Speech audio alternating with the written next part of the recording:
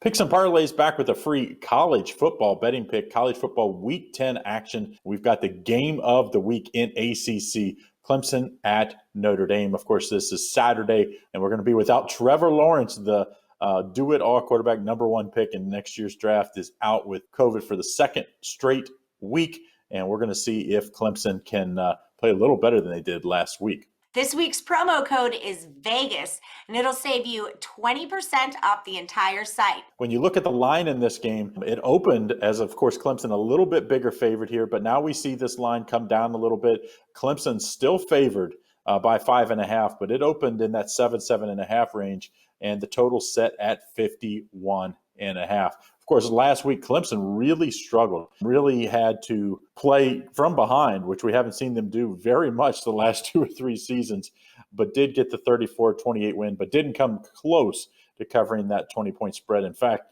they haven't covered the last 2 weekends, and now they face the best team they'll probably face all season until the playoffs.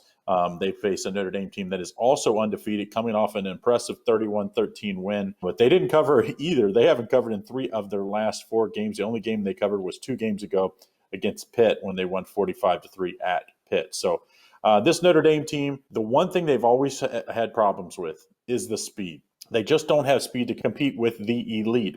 They haven't been able to compete with the Clemsons, the Alabamas of the world. Everybody remembers when they played the national championship game against Alabama, and Alabama just ran circles around them.